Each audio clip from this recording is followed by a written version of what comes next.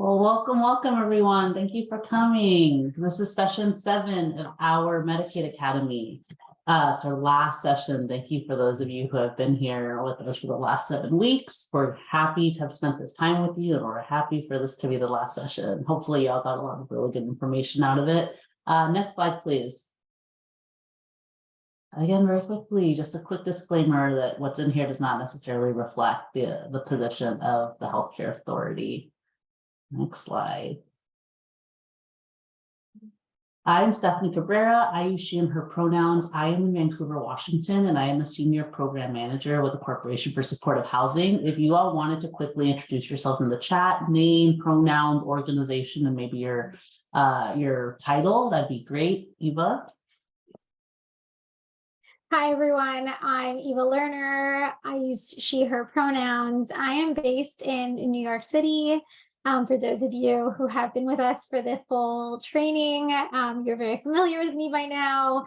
Member of CSH's national consulting team focused on health and housing partnerships, health system integration, and very pleased to be working with you on this Medicaid Academy.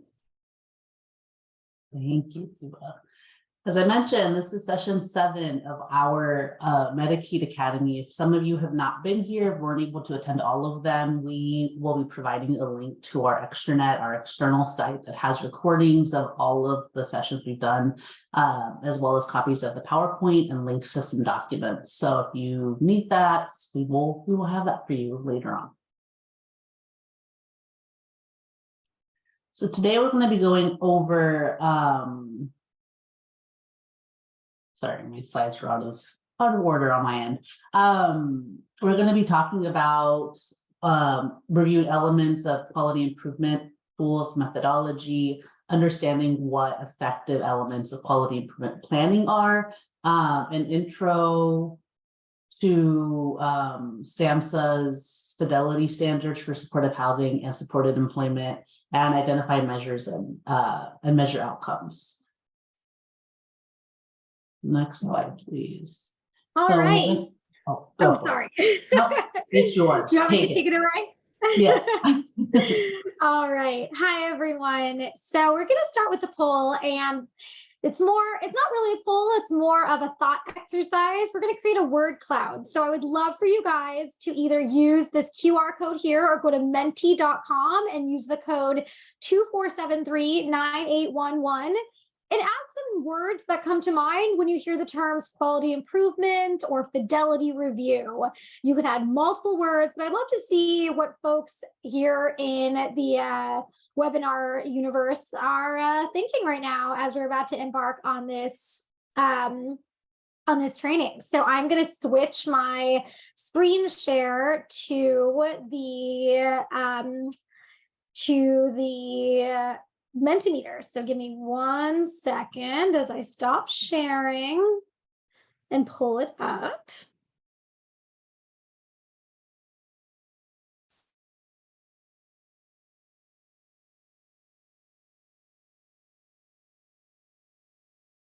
And the prompt is, what is one word, the first word that comes to mind, but you could enter more than one if multiple words come to mind. Exactly.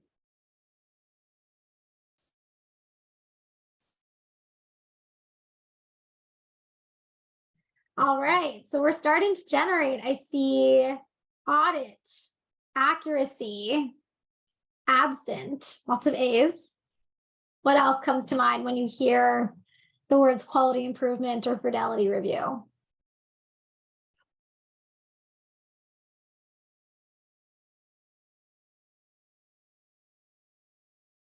Accountability, essential, consistency, responsibility.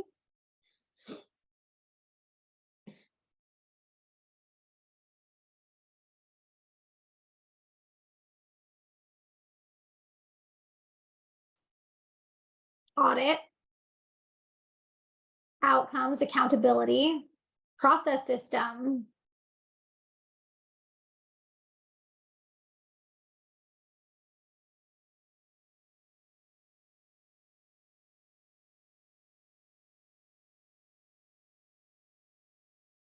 essential, absolutely. more accountability, consistency, assessment. Give you guys a couple more minutes to add some final thoughts.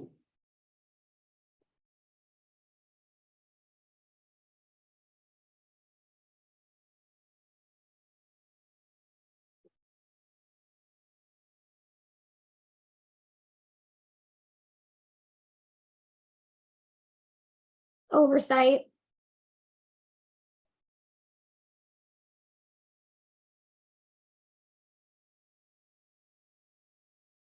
Requirable. I'm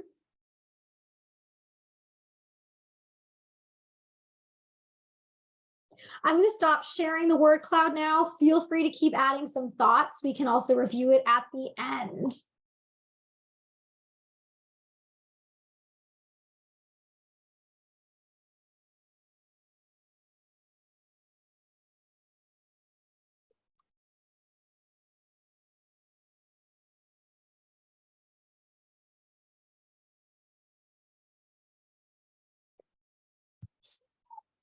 You all have likely heard the terms quality improvement and quality assurance. They're not the same thing. Quality assurance is important and it's generally required, but it's different than a quality improvement. And we really want to highlight the importance of taking a quality improvement approach to your work. Quality assurance, for example, is externally driven. It's usually a requirement by a funder to make sure that you're meeting certain standards. Quality improvement is internally driven. It's driven by your staff and by your participants who want to make sure that you are continually improving the services you're delivering. Quality assurance follows an organizational structure, whereas quality improvement follows systems and processes. It's about implementing various protocols and various processes to drive improvement.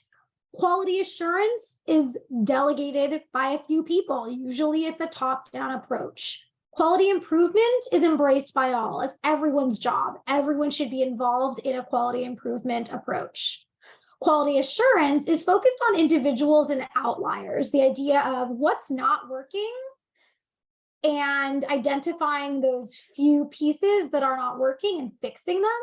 Whereas quality improvement is focused on these processes. It's focused on continually looking at ways that the whole system can work together to improve. Quality assurance works towards endpoints. So you have a specific goal and you sort of, once you achieve it, you've assured that the quality is done. Whereas quality improvement does not have endpoints. It's a constant process. The work is never done. Quality assurance is retrospective. You're detecting issues after the fact, whereas quality improvement is proactive and preventive. You're coming up with a plan ahead of time. You're coming up with interventions and pilot processes that you want to test, and you're doing it over and over again. Quality assurance focuses on function. So what specific role maybe needs to be fixed or what specific process, whereas quality improvement focuses on the clients, the idea of how do we improve services for our clients. Quality assurance punishes and sanctions. It finds blame for where things are not working, whereas quality improvement rewards innovation. It permits failure. It recognizes that we're trying new things. They may not all work. How can we make tweaks and changes, collect data in the process, recognize it may not work, but constantly work to improve? So CSH really values taking a quality improvement approach. And while quality assurance is necessary and required, quality improvement should be embraced and really sort of pushed forward as the model. So we talked about sort of what quality improvement versus quality assurance, what those differences are, but what exactly is quality improvement? Let's sort of go through what quality improvement is. What's the overview of it? So first, why do we do it? Well, first of all, it's required. Most programs require a quality improvement approach, and that's because it improves the quality of your programs. It does so by providing essential program and agency information and data. It often helps with grants and funding because you're able to speak to clear outcomes that you've achieved. It approves outcomes. That's sort of the whole point of quality improvement, to continue to improve your outcomes. It improves your policies and procedures because you're often testing new policies, new processes. And it keeps your agency in compliance with all of your standards, rules, and requirements. So it's obviously really, really important. So these are some common sections of a QI plan. So starting with program and services overview, you want to include a brief description of each program and the services involved. It could include the goals and the objectives of each program. Maybe you just bullet out the services. It doesn't have to be in detail.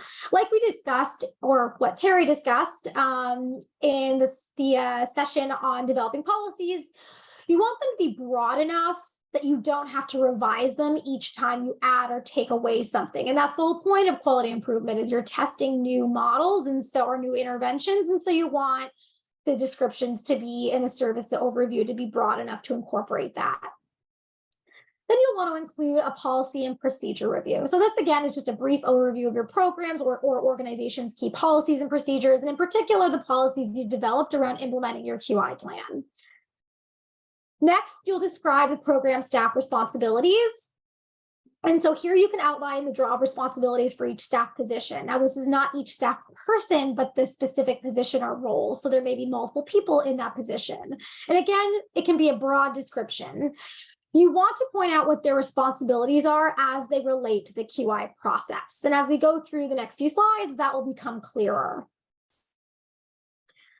Next, you'll describe the various reviews. So you'll be in your QI process, you'll be going through chart reviews, billing reviews, Medicaid compliance. You'll want to discuss each type of the review that you're going to be conducting in this plan, and highlight the goals of each one and how they differ. Next, you'll want to discuss program outcomes and potentially some funder requirements. So it's important that you talk with your program staff about the outcomes you want to measure and how they're going to measure them. There's some upfront work that's very helpful when discussing outcomes, especially related to the why that you're measuring something, essentially sort of what you are hoping to learn, the what you'll be measuring or what data you'll be collecting. And will you be comparing it to a baseline of information or to something else? The how you're going to measure it, or from what data and how often and what tools that you'll be using, and how you'll analyze and evaluate the data after it's collected. And of course, the when that you'll be measuring it. So what's that timeline that you're going to be using? For example, are you going to be doing this every 6 months, yearly, quarterly? And then, of course, finally closing the loop or the follow-up. What will you do with the information after it's collected and analyzed? And then you'll describe your staff training plan. It's really important that you include a plan for training that's organized. You want to identify a person that will keep the managers on track of what training is due and by when and by whom, to make sure that all of the trainings get completed.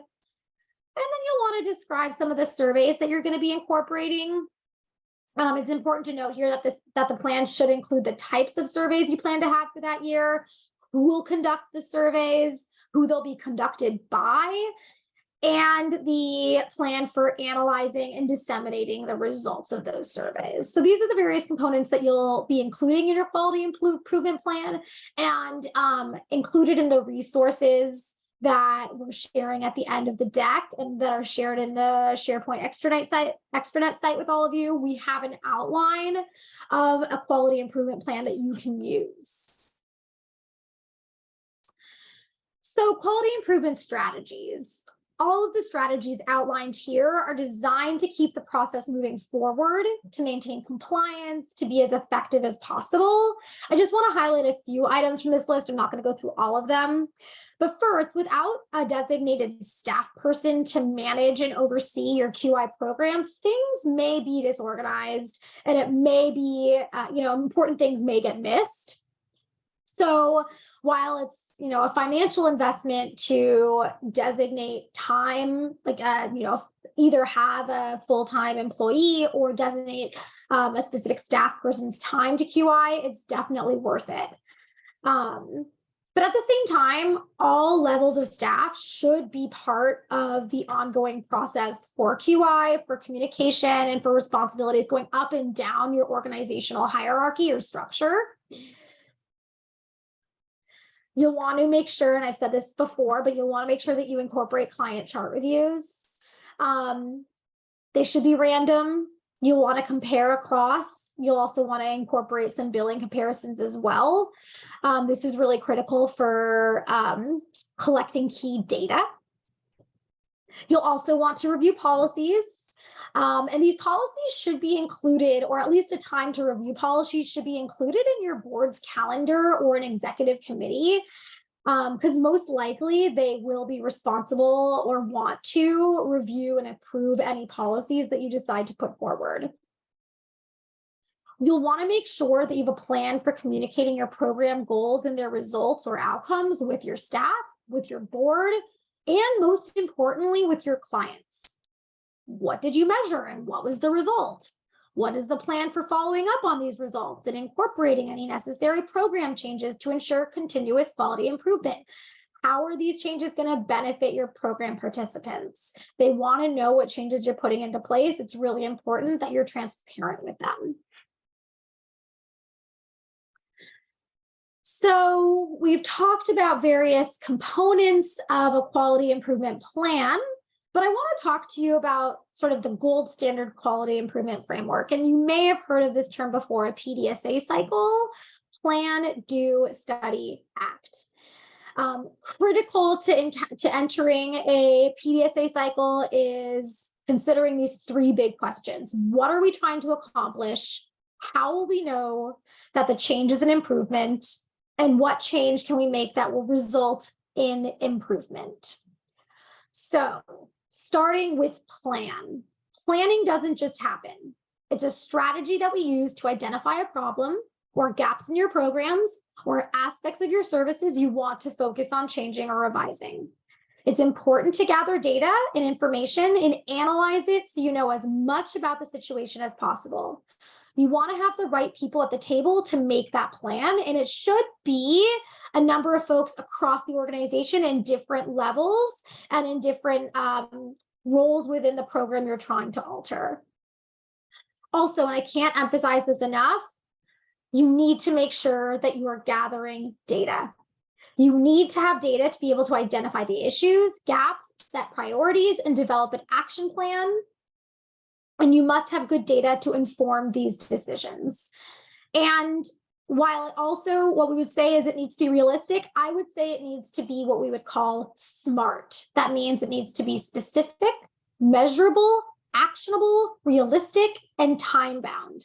I'll go into what a SMART plan or a SMART goal looks like in the next slide.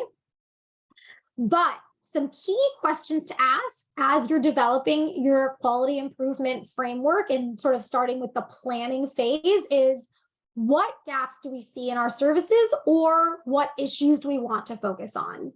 Where and how am I going to get my data? What do we want to accomplish? What changes can we make that will result in improvement? Who will be responsible for following through on the PDSA process and on closing the loop? So that's the planning phase. Now that you've developed your plan, you move on to the do. We move on to the activities. That means you select the solution that you think will be the best fit for the problem. It's a good idea to start with a pilot instead of moving full force into a specific implementation strategy. The key is to collect data throughout the pilot period or implementation period so that you have something to measure. Some questions that you will want to include are, what service or intervention would solve this problem? What are the resources needed? Should we start with the pilot? I would say yes. There's almost no circumstance I can imagine where a pilot is not the smartest move to move forward with, unless you have such a tiny time constraint or such a tiny program change that you're trying to make that you feel comfortable making it at scale. pilots are always the way to go. So once you have developed your plan and implemented the intervention, actually conducted the actions, you're going to want to study it. This means that you measure the effectiveness of the strategy. And it's good practice to check your data on an ongoing basis. So the studying should be integrated with the doing. You don't want to just wait until the end to analyze the data or to sort of be checking and collecting your data. You want to analyze and evaluate the data in order to understand how the pilot or full intervention, if you've decided to do that, is performing. Some questions you'll want to ask include, is my data good?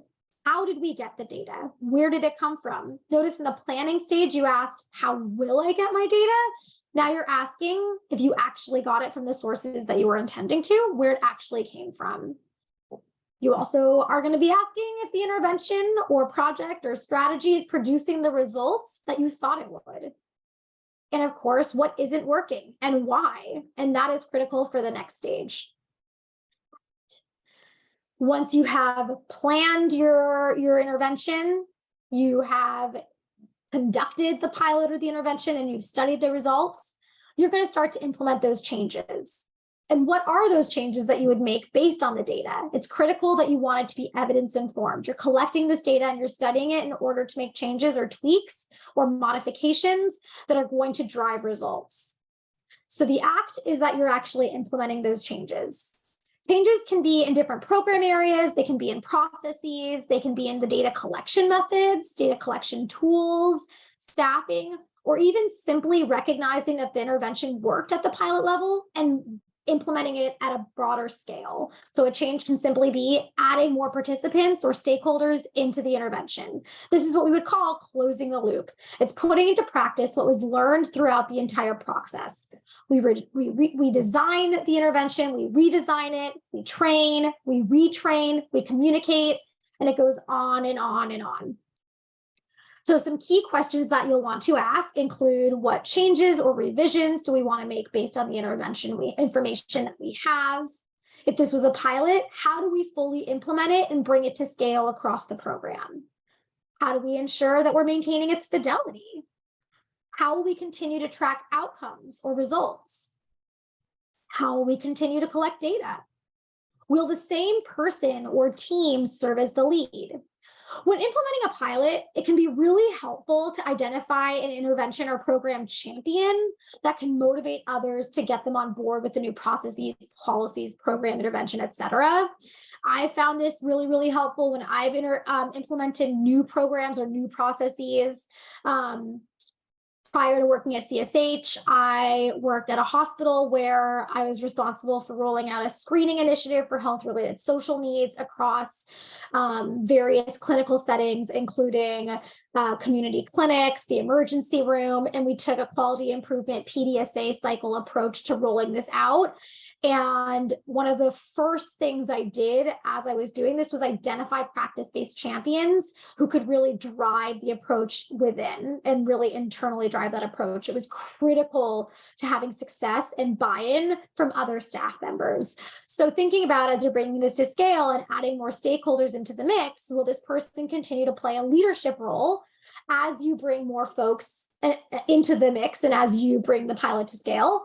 Or will they help you identify other champions that can work with their respective teams to bring other people on board? So these are some best practices for rolling out and implementing a PDSA cycle.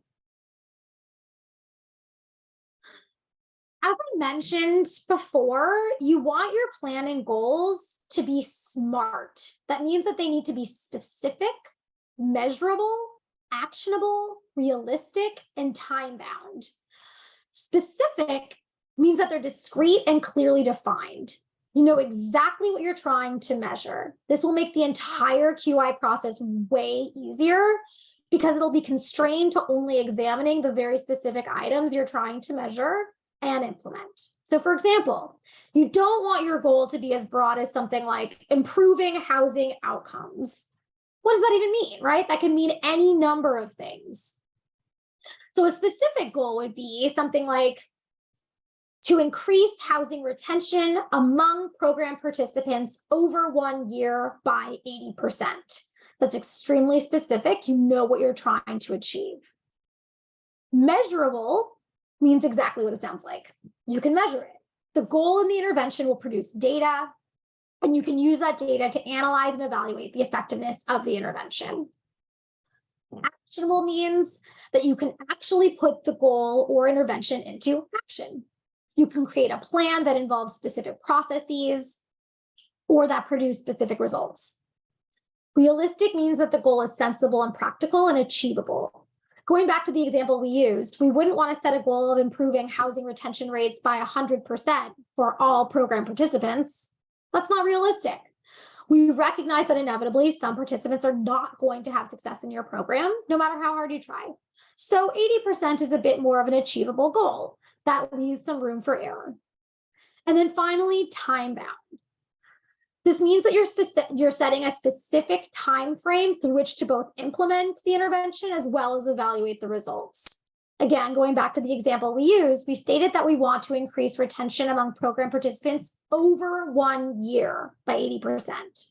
So it's important that you always include a time frame. Otherwise, it's open-ended. You could muddy the results by not having consistent data. It's not methodical or empirical.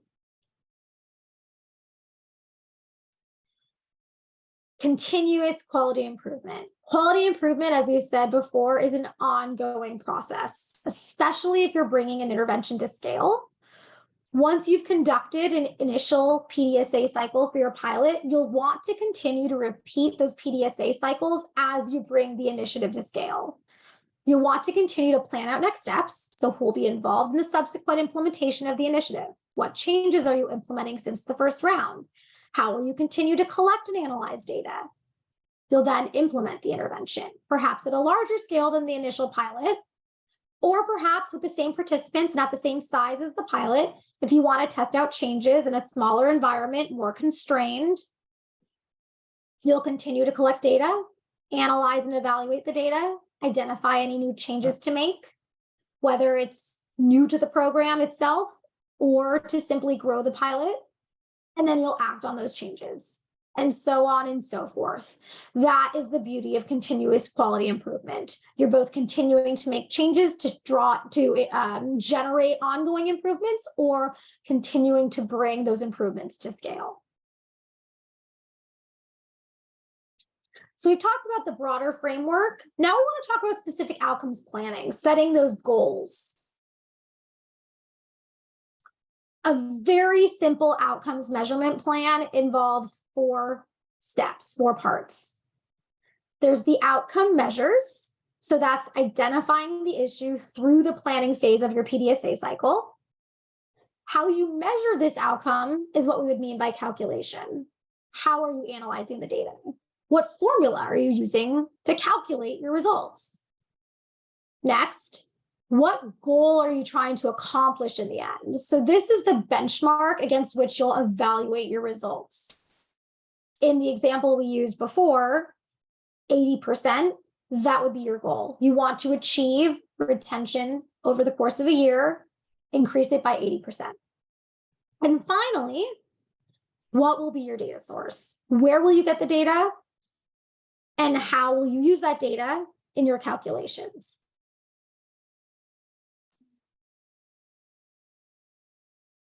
So I just want to say that the more you invest in the beginning, the more you plan out, the more you map out that how, why, what, the more you check periodically, the better. It'll make your process so much smoother. It'll make things easier, and you'll be able to engage in that continuous improvement in data collection.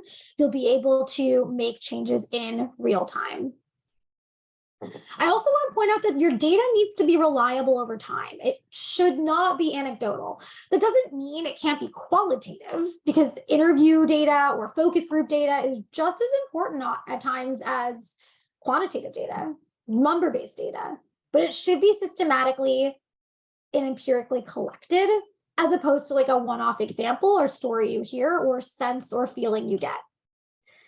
Because sometimes things feel differently than they are in reality. You may think like, man, I feel like all of my participants are struggling to have productive relationships with their landlords. Or I feel like everyone I'm working with is having a hard time finding a job. But if you look at the data, it might be different. So it's really important that you be empirical in your data collection and you not draw conclusions from feelings, senses, or stories. So on the next slide, we're going to walk through an example of a simple outcome measurement plan. We're going to go back to the successful housing outcomes. So your outcome measure would be the percentage of tenants entering housing who either remain housed for at least 1 year within their supportive housing program or who exit to other permanent housing in the community. So you can have, this is still a specific and constrained measurement and goal, right? Even though you're collecting data from maybe 2 different sources, one would be those folks who are staying in their housing, one is those folks exiting to another permanent housing, you can group that or consider that a success together as one. Your calculation would be the total number of tenants who remain stably housed over a 1-year period. That would be the numerator divided by the total number of tenants who were in housing at the beginning of the 1-year period. That would be your denominator. Your goal would be at least 80%. So we're sticking with the goal that we used in previous examples. And your data source could be HMIS or EHR data, property management records, tenant files. Bringing this to scale, here is an outcome measurement plan. Here's a template for one. So you see there are core outcome measures. So that would be where you would list all of the priority outcome measures that you're looking to accomplish over the course of a particular, QI initiative or program plan or year. You would set that time frame. And then additional outcome measures. So that might be subsequent or non-foundational things that you care about, but are not necessarily the core. You would set your goals, and then you see that there's columns for date, result, date, result, date, result. This is because, again, this is continuous quality improvement. You're continuing to implement changes, your plan, you're doing those PDSA cycles over and over again, ideally achieving different results as you move forward. Finally, I want to quickly note that later in the training, we will review some examples of key outcome measures for both supportive housing and supported employment that you can populate this template with. And we have shared this template in the resources slide at the very end of the deck, as well as in the SharePoint extranet. All right, so pulling all of this information together into one quality improvement action plan. The quality improvement strategies and plan components that I mentioned at the beginning of the presentation, that would be your written document of how you're going to engage in your quality improvement initiative. This would be the action plan that would accompany that written document. And it's essentially a spreadsheet going through all of your PDSA cycles. So you see that it starts with the first 4 columns are grouped under the plan phase of the PDSA cycle. So you would identify the various issues that you want to address. Each row would be its own PDSA cycle. So you would identify the issues to be addressed and list their priority in terms of your program goals. You would write out your quality improvement strategy. And again, all of this should be SMART, so specific, measurable, actionable, realistic, and time-bound. What you expect to come from this strategy, so your planned outcome. And then the do phase. So who is responsible for participating in this initiative or this intervention? And what's the time frame for the initial intervention action? And then the studying. You would review the progress and outcomes and the timing for conducting that review. And then, of course, the act. Who is going to be responsible and how will you continue or modify or terminate your QI plan based on the review of the data. And with that, I am going to turn it over to Stephanie to discuss some best practices for quality supportive housing, quality supported employment, all of the goals that you would hope to achieve and use within your quality improvement programs. Great, thank you, Eva. So very quickly, we're just going to go over SAMHSA's principles of permanent supportive housing, right? And first of which is choice of housing. When we're talking about choice of housing, that our participants, our tenants, they have access to a range of housing choices and living arrangements sufficient to meet their preferences.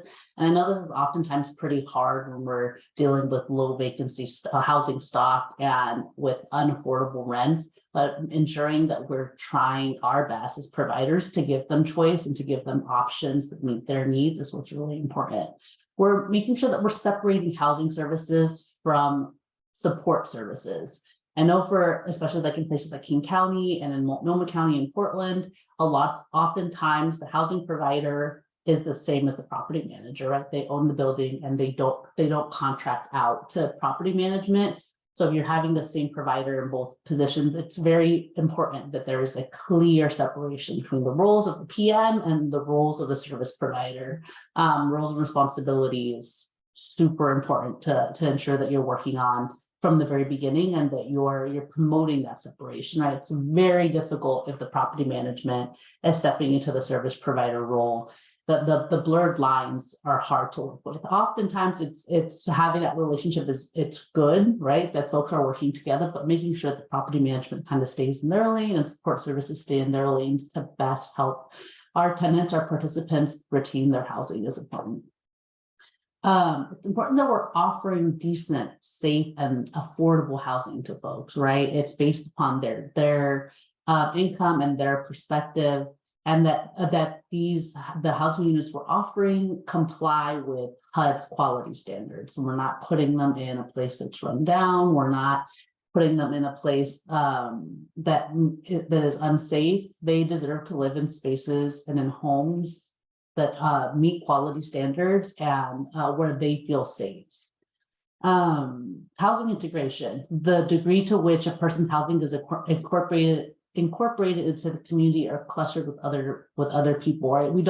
There are single site units, single site buildings that are really important. They serve a purpose, but we also want to make sure that they're integrated into the community through scattered site models and that choice is there for them.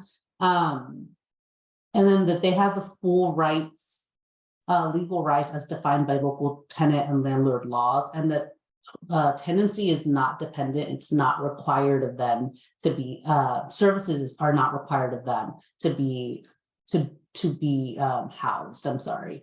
So it's all voluntary, right? They get to live here regardless of whether or not they're engaging in service with you. Their tenancy does not depend on that. We're also using a housing first approach. We're not requiring folks to engage with service with us. We're not requiring a degree of housing readiness. We're not limiting their housing or access to housing by their barriers, and we're respecting their privacy. So we're allowing them to access housing no matter where they are in their process and their journey. We're not keeping them from being able to access housing. And again, the services are flexible and they're voluntary. We're providing services that are adaptive, that are versatile. We're increasing intensity of services offered depending on where folks are, and we're pulling back if they're not needing as much support. They're driven by the participant needs, they're recovery oriented, and we're using evidence-based practices. Next slide, please.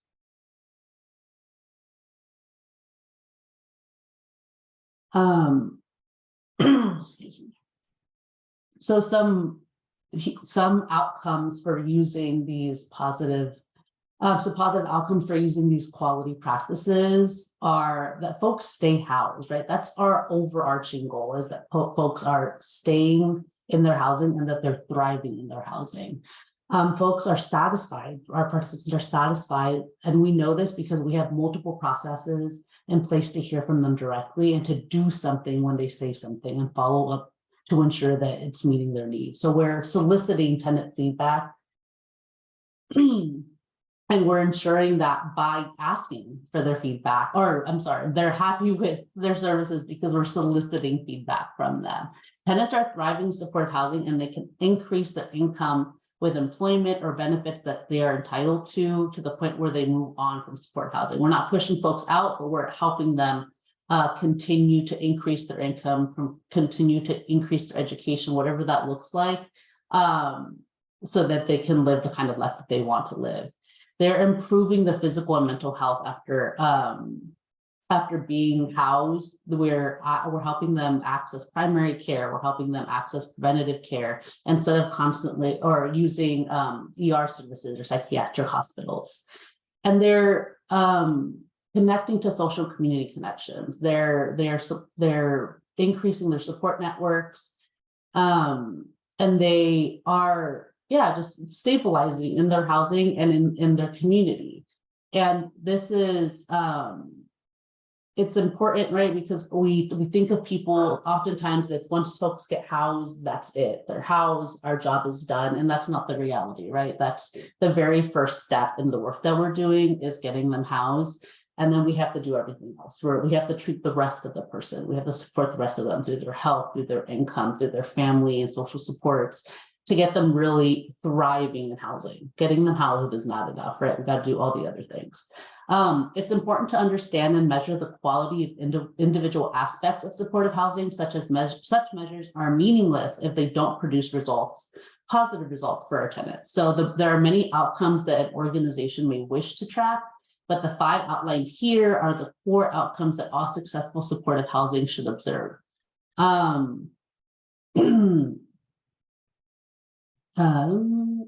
Next slide, please.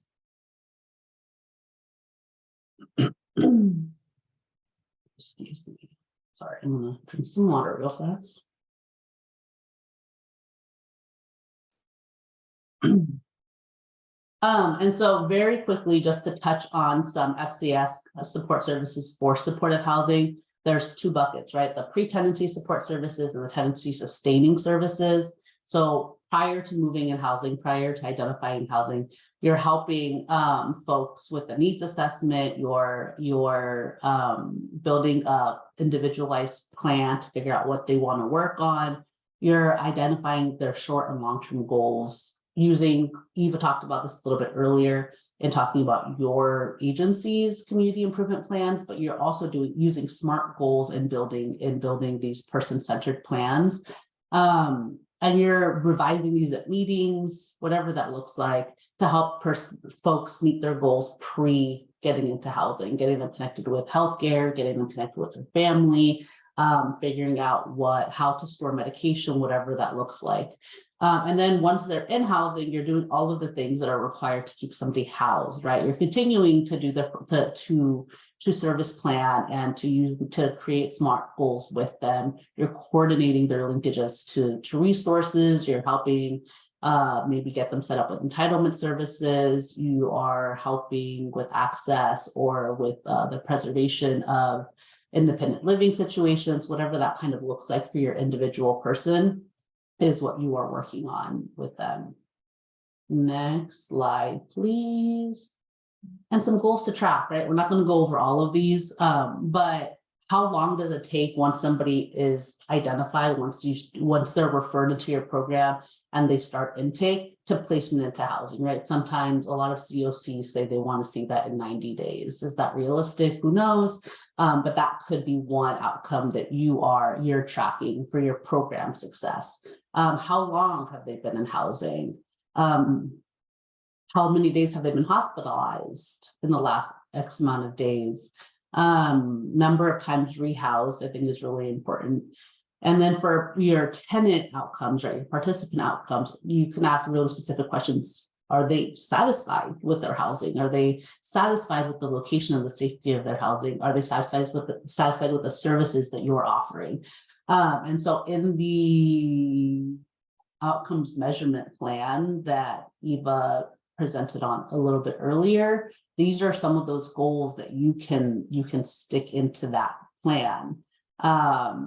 and you obviously will identify what the percentage or what you're trying to actually track, but these are some great outcomes to start tracking.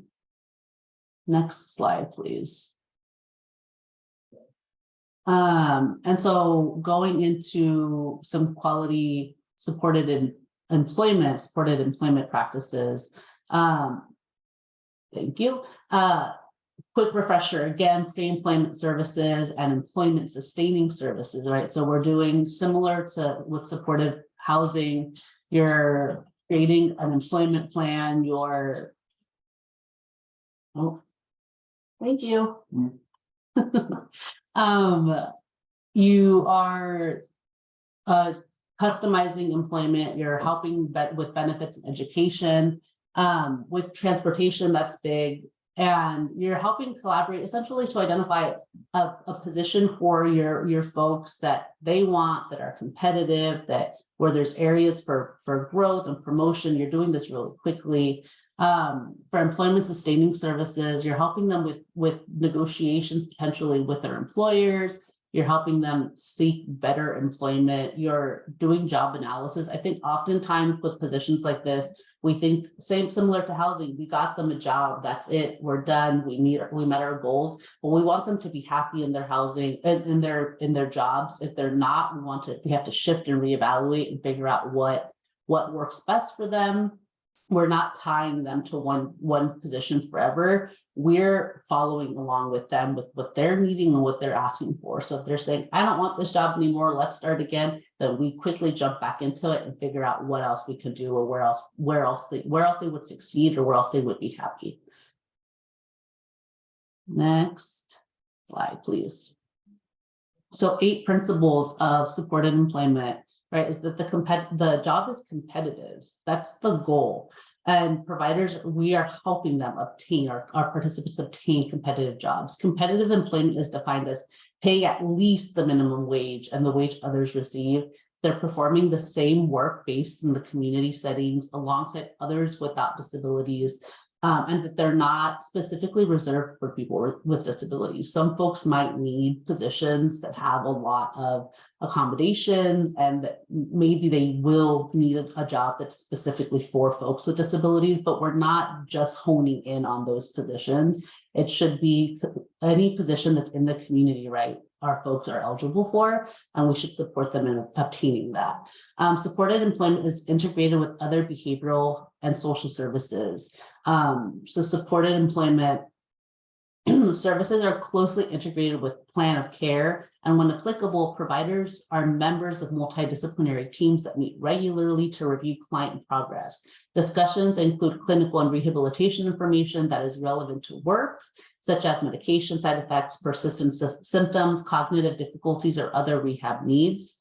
And they share information and develop ideas to help our clients improve their functional recovery, right? So we're meeting with care teams, with multidisciplinary teams in order to find out how we can better support our folks. There's zero exclusion from this. Eligibility is based on client choice. Every covered person who wants to work is eligible for supported employment, regardless of other diagnoses, of symptoms, of their work history, other problems. None of those things matter. If a participant is saying, I want to work, we're jumping in quickly to help them get to where they want to be. The core philosophy of supported employment is that all people with disabilities can work at competitive jobs in the community without prior training, and no one should be excluded from that. And so as agencies, we need to develop a culture of work so that all our practitioners encourage clients to consider going back to work. Services are based on clients' preferences and choices rather than providers' judgments, right? So clients' preferences help determine the type of job that is sought after.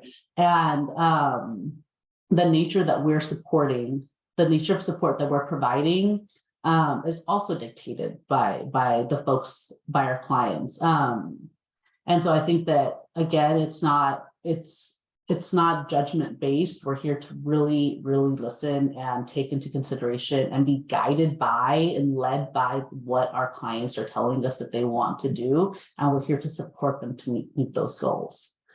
Benefits counseling is really important, right? Providers help clients access ongoing guidance regarding their Social Security, their Medicaid, and other government entitlements.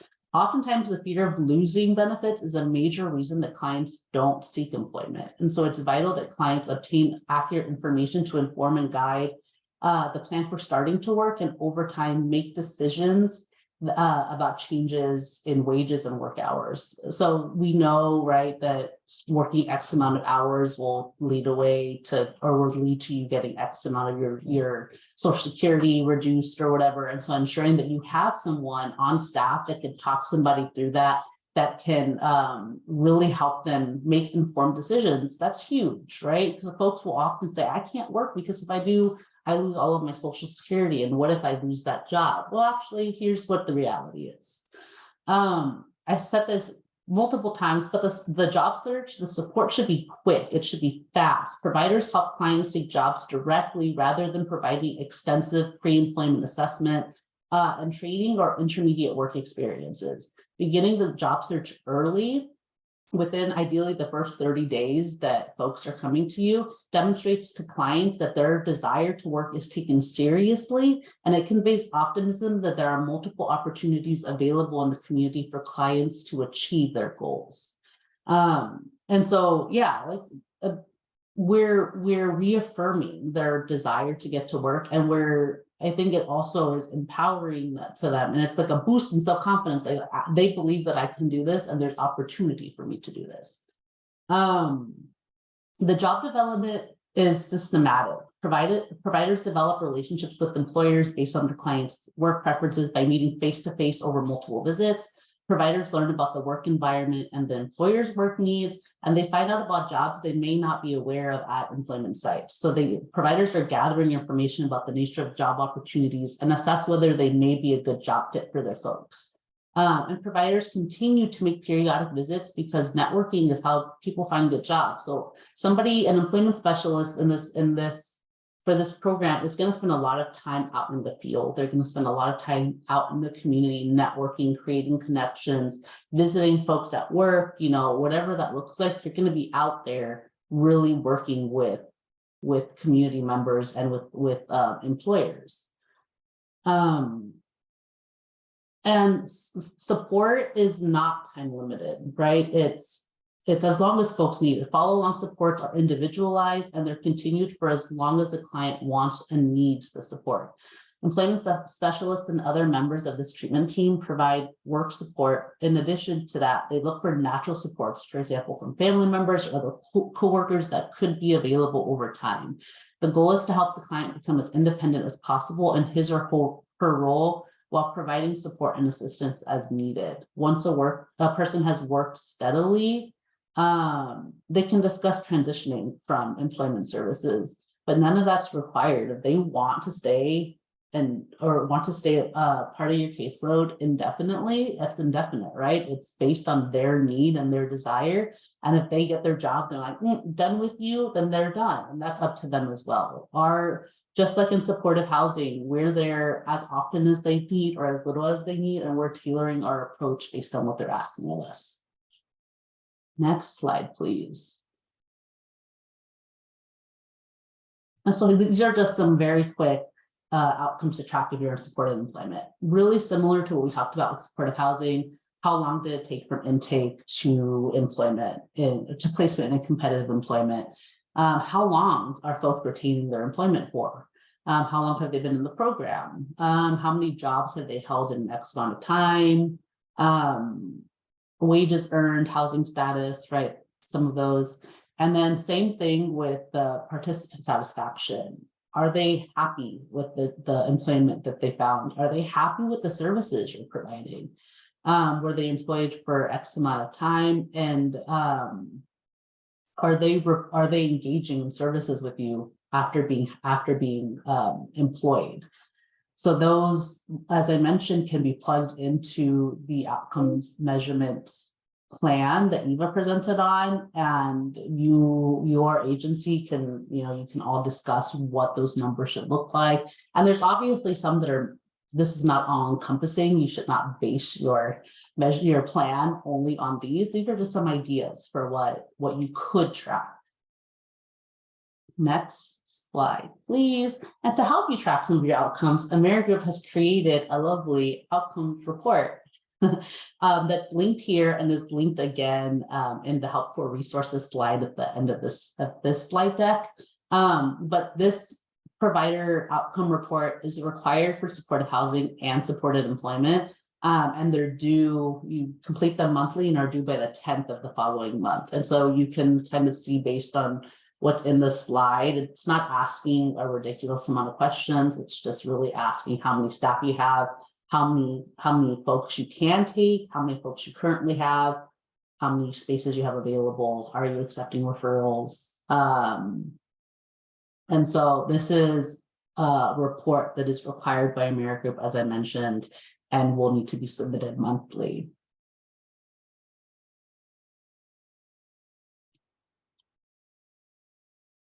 So for fidelity reviews, Eva and I were talking about this beforehand, and she didn't know, and I just found out a couple of sessions ago, so I'm not sure if everybody here knows, but fidelity reviews are voluntary through the HCA. The Healthcare Authority does not require fidelity reviews, but they incentivize them. I know that there's a financial incentive that I don't know off the top of my head.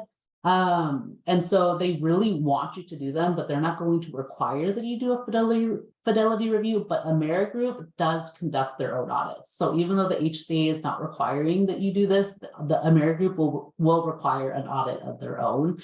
And I'm not sure what that looks like, to be very honest.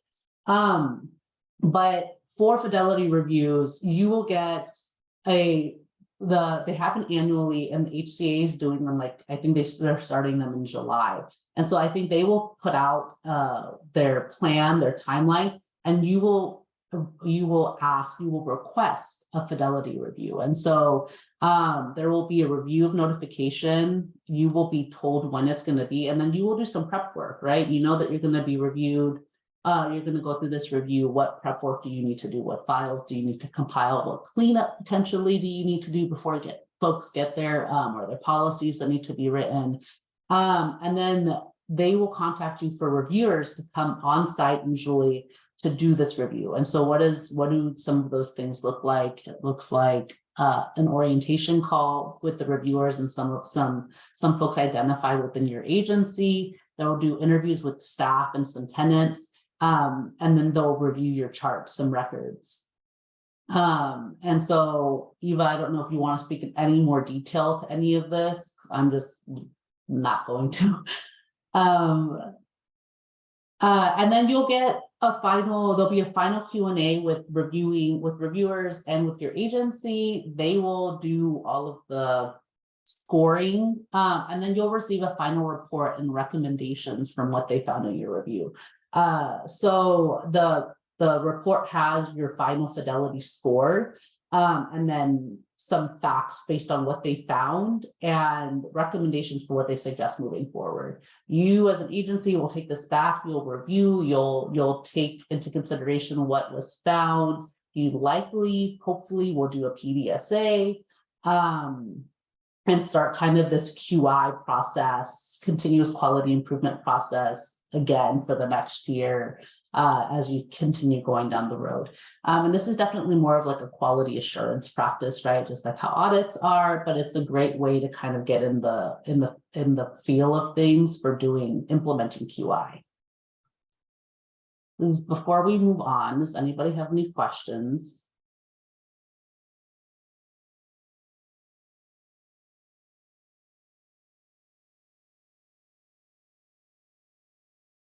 Feel free to come off mute, pop it in the chat.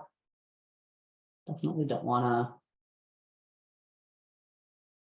Nope, cool. All right, Eva, I'm going to hand it over to you.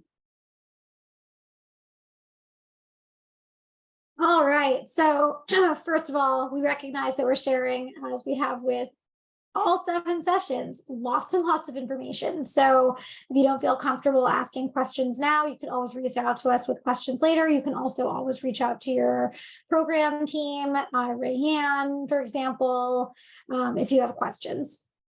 So One thing that's really, really important is centering equity, not just in your program, but in quality as well, because quality should be built into your program, and you want to make sure that you are taking an equitable approach to your quality improvement. So before we talk about sort of how you can incorporate quality, I just want to point you to a resource that CSH provides. So CSH developed something known as the Racial Disparities and Disproportionality Index, or the RDDI, that looks at 17 unique systems and measures whether a racial and or ethnic group's representation in a particular public system is proportionate to, over, or below the representation in the overall population, and also allows for the examination of systematic differences between groups and geographies, so those disparities. The RDDI provides a standardized comparison between groups. It also includes a critical element that distinguishes it from other sort of standard indices. Whereas most other racial indices use white populations as the baseline comparison group for all other racial and ethnic groups. So for example, comparing Black rates to white rates, Native American rates to white rates, etc. CSH's index actually compares each group to the aggregation of all other groups, and in effect decenters whiteness as the standard from which all other groups are measured. CSH's index can be viewed as the likelihood of one group experiencing an event compared to the likelihood of another group experiencing that same event. By default, the RDDI shows each system's equity index as part of a stacked bar chart, as you can see here, organized by state. I've called out Washington State for us. This can be broadly interpreted to show the cumulative disparity on a state-by-state basis, where larger portions of each stacked bar point to the primary drivers for each state's cumulative total. And so I just want to point out here that you'll notice at the top there is a key that shows, it's like a color key, and it's not, I'm sure it's not entirely surprising for you to notice that the American Indian, Alaska Native, and Black populations are both disproportionately represented in most of these various systems. Substance use, highly disproportionately represented by American Indian, Alaskan Natives. Chronic homelessness is largely the African American or Black community, as well as American Indian, Alaskan Natives. Homeless families, justice involved, transition-aged youth.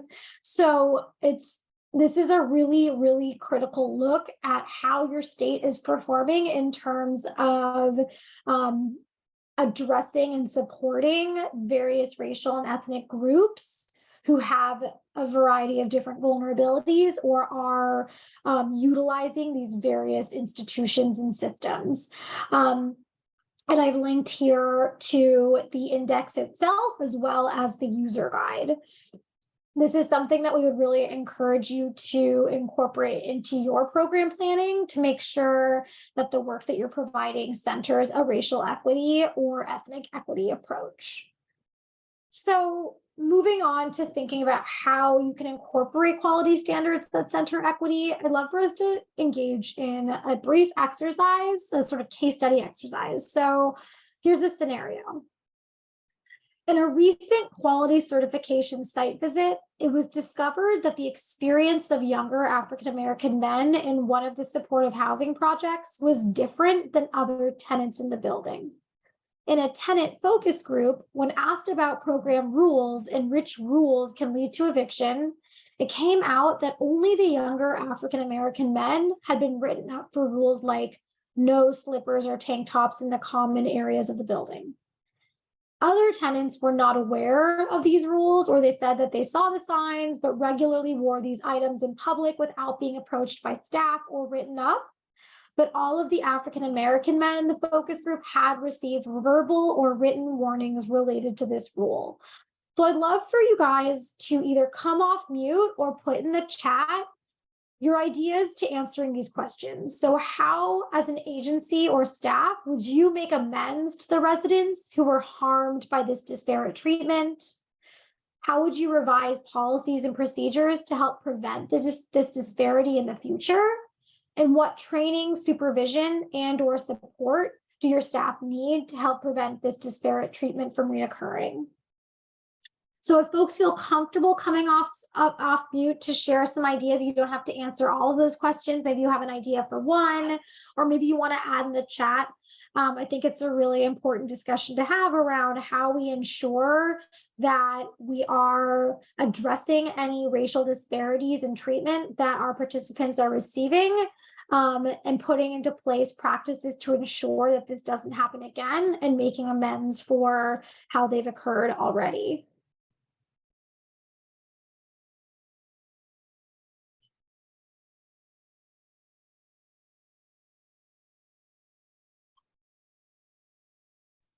I mean, I would think that the first thing you would want to do is just acknowledge the harm that was done to the young person, and then asking them for more information, like, which staff member, how often had this happened? Like, was it a one-time situation, or is it something that's consistently happening where that young person is truly targeted in that setting? So those are some of the questions that I would, want our staff to first ask the young person, and then obviously going to the staff member and sort of debriefing them on the situation, figuring out what trainings they have taken so far, if that's implicit bias or microaggressions, and sort of like creating a plan to support them with ongoing training so that they are doing things in a more equitable way.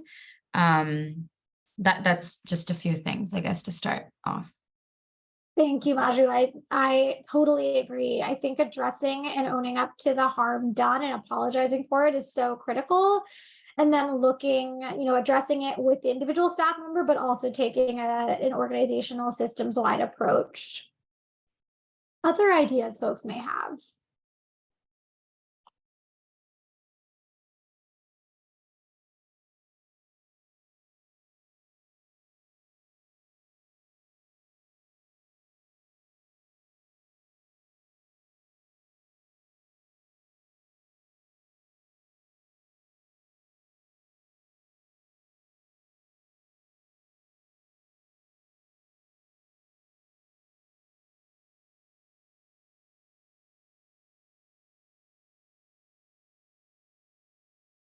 Mike has a question.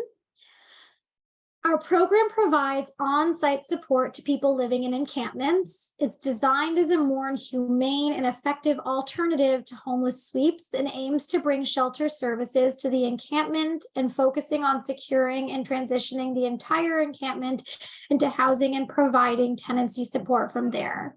How would we address equity from this vantage point?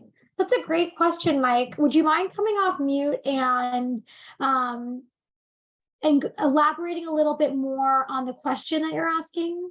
Sure. So, I'm concerned that, we try to provide support to the entire encampment, and we focus on stabilizing it, and then we focus on securing subsidies, and then we focus on, it's essentially a 180-day program.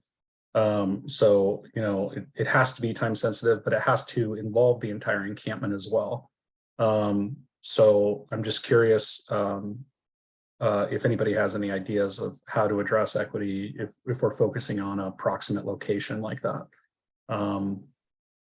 Yeah, that's just kind of what I'm curious about.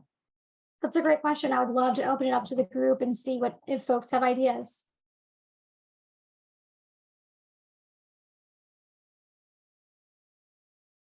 Well, it's not just me.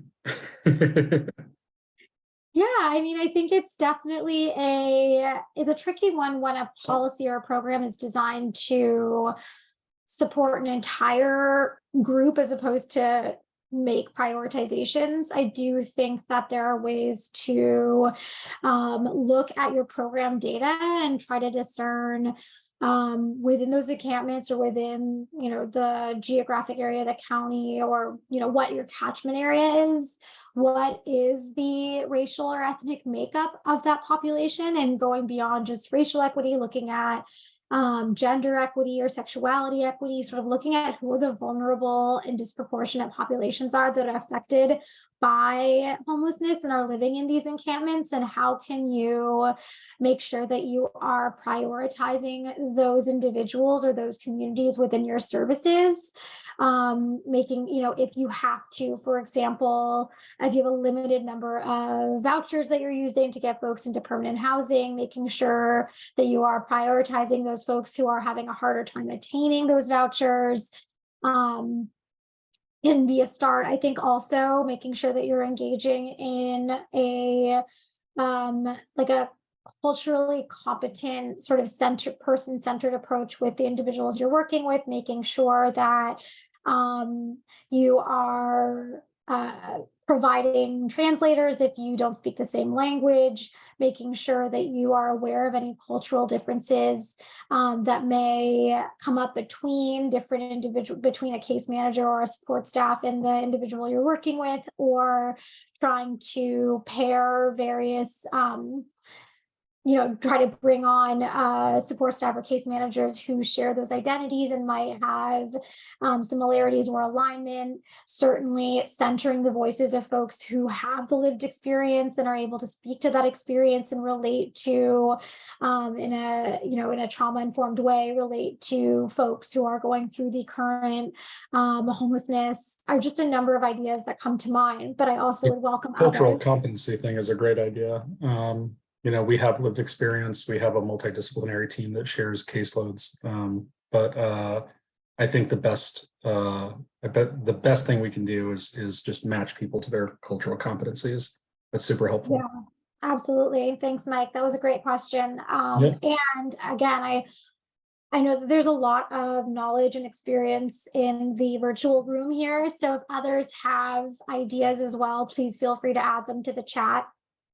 Awesome. I'll throw my email in there just in case anybody has any other suggestions. Absolutely. I love that. This is a space to share and learn from one another. So please feel free to share emails, stay in touch, learn from one another.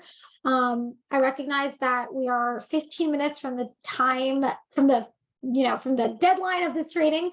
And I want to be mindful of that and respect your time. So I'm going to move on from this scenario, but if folks have other ideas about how you would make, systematic and policy-centered changes that can ensure equity within this scenario. One other point that I would love to make in terms of bringing this back to the quality improvement approach is that this type of scenario could very well be the issue that you identify as wanting to change. So one thing could be, in a tenant meeting or in a group, you identify that this is coming up, that there is, racially disparate treatment or adherence to program policies, and you want to make a program change or a policy change to address that. So you would develop, using your PDSA cycle, you would develop a plan or an intervention to try and address this issue. You would enact that change and study the results and outcomes to collect that data, study those results and outcomes, and then enact them. And then once again, assess and evaluate and continue that PDSA cycle. So that's just another example of how you can apply a quality improvement framework to equity within your organization or your program.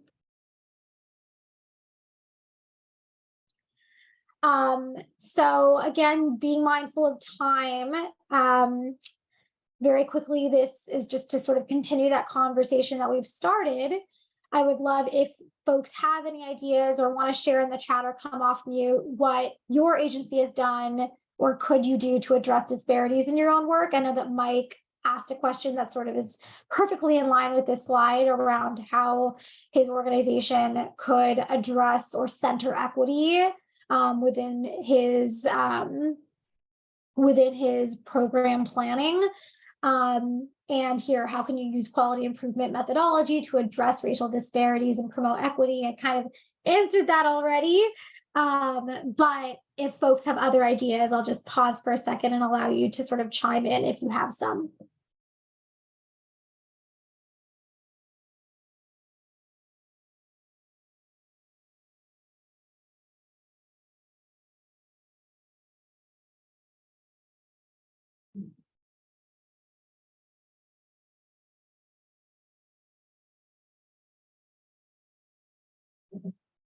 All right, well, again, being mindful of time, if other ideas come up, if you have stuff that you want to share, please feel free to add them to the chat.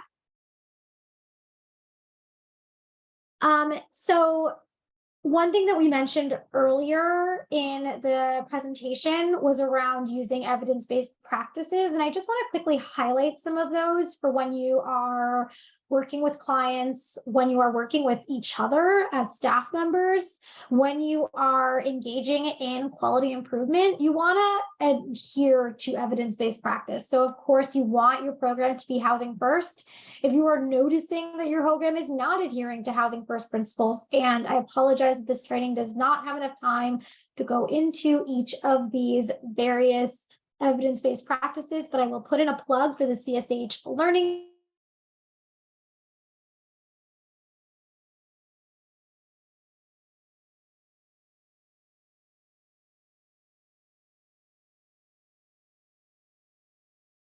to make it more housing first. Similarly with harm reduction, how can we make sure that you're applying a harm reduction approach as opposed to an abstinence only approach? Making sure that you're engaging in motivational interviewing, making sure that you're providing trauma-informed care, engaging in cultural humility or cultural competency, and person-centered planning. And there are ways to make sure that you're adhering to those through a quality improvement methodology by testing them out, developing policies to ensure that this is happening, collecting data. A lot of this could potentially be qualitative based data. So conducting focus groups and having conversations to get a sense from your participants and your staff about how things are going and whether they feel that these policies are being implemented effectively or that these practices are being implemented at best practice, at gold standards. So just want to highlight that even though we have been talking about sort of the dry, hard skills of quality improvement, we never want to lose sight of our commitment to evidence-based practice. So that sort of feeds into the idea of tenant input and leadership. Throughout all of our trainings, we want to emphasize the importance of centering folks with lived expertise, making sure that their voices are being heard, and making sure that your participants, whether from a supportive housing standpoint, they're tenants, or a supported employment standpoint, they are participants or clients, you want to make sure that all of your initiatives are centering their input. And I think I mentioned this earlier, that your QI plans and your PDSA cycles can really be informed by that tenant input. So for the example that we gave, the scenario around African-American men sort of being disproportionately targeted by staff for the way they were dressing in common spaces, that is tenant input leading to a clear need for a quality improvement approach to make amends and improve the treatment of folks, of African-American men in that community. So making sure you understand how you can ensure that your policies are tenant-centered, taking stock of whether you regularly ask for input formally or informally. There are lots of, there's important ways to gather formal input, which we will discuss in the next slide, but also assessing whether you are, taking stock of the informal input, maybe during a case conference or a one-on-one conversation, a case management approach, like your case management conversation. Your client or your tenant mentions something that they would love to see change that may just have come up in an informal conversation, but it's certainly something to document and make note of, and follow up with your client on and commit to actually addressing. Identifying your process for incorporating tenant voices, making sure that you have one. Determining whether you have a tenant advocacy or leadership group, I think that's really critical. A community advisory board or a governance structure for which tenants or participants are able to provide formal feedback and input, and also drive change, come up with ideas for change that they would like to see. And then do you have peers involved in services or planning? So that again is really critical, making sure that any changes to services, any plans, program plans, processes that are being implemented are being implemented in partnership with and led by your participants. So there are, a number of ways that you can gather and incorporate participant feedback. You can conduct focus groups. You can maintain an anonymous voicemail box for comments. I think that providing anonymous options is really critical because not everyone feels comfortable speaking up. Even though you may have the most person-centered, equitable program, there's always going to be a recognized power dynamic between program staff and participants. And it doesn't matter how much you may emphasize that there will be no retribution or, punishment for voicing your opinion or sharing feedback. Some folks just may not be comfortable doing that in a public space or may not be comfortable doing that with their name attached to it. So providing anonymous options is really critical. Suggestion boxes is another anonymous option for it. A less anonymous way can be community meetings or open houses. And I would really encourage you to have those be tenant-led or participant-led.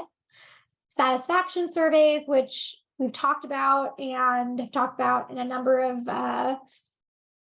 they come up in a number of different trainings that CSH leads. I will say that satisfaction surveys are not always the most popular. I think it was one of the Washington Supportive Housing Institutes maybe a few months ago, in which we had some consultants with lived expertise who shared with everyone, like, we are so sick of satisfaction surveys. They don't really do very much. They feel like the bare minimum. It's not true engagement. So we include that as an option. I don't necessarily think you should emphasize that as best practice, although we do include in the resources two satisfaction surveys, one in English and one in Spanish. So of course I would say it's a bare minimum approach. And then sharing contact information for your client rights officer or other neutral party in the tenant newsletter is really, really great. Tenant newsletter or posting their contact info in the, like, on a bulletin board or, space that, your tenants or participants are going to see, because they, another example would be like an ombudsman, that role, who can receive that feedback and take that either anonymously or publicly to other tenants and to leadership to really provide an avenue directly from the mouth of the participant to leadership. I'm just going to add very quickly, another role that the client rights officer can play is disseminating updates and communicating changes to participants. So it's sort of like a liaison role that they can play. So what do you do with all of this input? So you've got your focus groups, your anonymous voicemail box, your suggestion boxes, community meetings, satisfaction surveys. They all feed into this participant feedback. Well, you can use them to review and revise policies and procedures or house rules. So for example, in the scenario we discussed around disparate treatment of individuals wearing shirts or tank tops or attire that had a rule against it in public spaces, maybe that rule isn't something that anyone really cares about. Maybe we need to change some of those rules. Maybe the feedback you've received from your participants or your tenants are that those rules are oppressive and racist. So that is one thing that you can do. You certainly want to discuss the feedback at participant meetings or the QI committee to identify action steps. So fundamentally, all of this input should lead to action items. It should lead to change. It shouldn't fall on deaf ears. Your tenants or participants are going to lose trust in their program if they're providing feedback consistently and not seeing any change coming from it. This happens in organizations too, not just in supportive housing, and nonprofits and for-profits, where employees and staff are coming and saying, we want to see this change. We're tired of this policy, or we're feeling like there is, inequity in this area, and you're constantly advocating with leadership and you're not seeing any change, and it reduces morale. And it causes attrition. So it could contribute to staff attrition. It could also contribute to turnover within housing or within employment of your staff. So, or of your participants, excuse me. So it's really critical that the input does not fall on deaf ears. So similar to that, creating new social advocacy or training opportunities. So taking these action items and allowing them to be incorporated into your program by training on them. And then other ideas. And again, I encourage you to share in the chat any other ideas you may have. Oh, I see Alma has shared intentional diverse hiring. Lived experience makes a world of difference. 100%, Alma. Thank you for sharing that. And Mike also said, we use pay it forward peer support to reframe support as training, which creates a more neutral power dynamic by promoting self-value and creating a psychologically safe environment where clients feel more comfortable providing feedback. I love that. Thank you, Mike. That's so great. So sort of to that point, whatever you do, make it known. You want to make sure that your tenants and participants and staff know what you're doing with the input. And also, not only do you make it known, you incorporate your tenants or your participants every step of the way. I cannot stress that enough. True engagement comes from incorporating their input and their ideas and their leadership at every step of the process.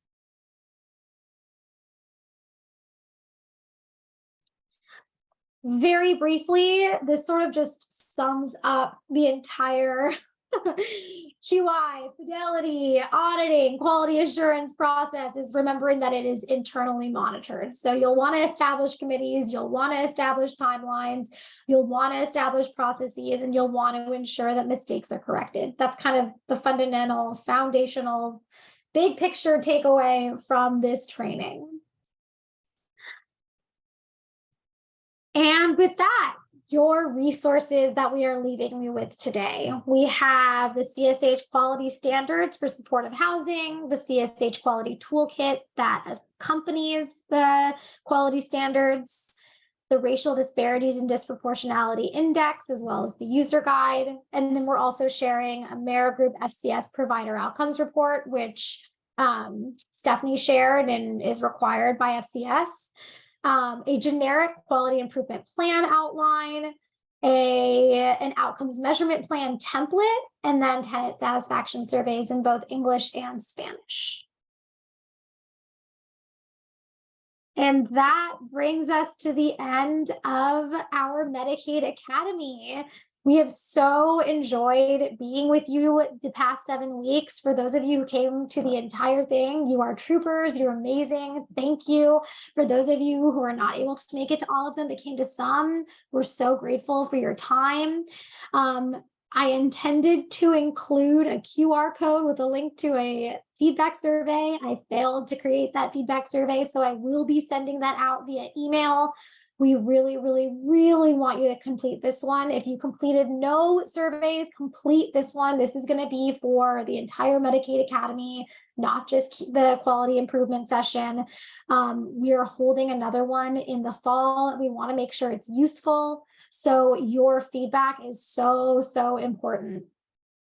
I also want to quickly add, because I know we are at time, that we are planning, we're going to be scheduling some TA sessions around the services budgeting tool that we shared back in session 4, I believe. So I collected some from the survey, some of your emails. Some of you expressed interest in that TA. If you did not include interest in the survey, but are interested, my email and Stephanie's email is on this slide. Send us an email and let us know that you would like to participate in a TA session to learn how to use the services budgeting tool, and then stay in touch. Here's our, our Twitter, our Facebook, our Instagram. We love working with HCA. We love working with FCS providers. And we're really grateful for your time. So I know we're over. I will stop sharing my screen. We'll stay on for a few more minutes if you have a few more things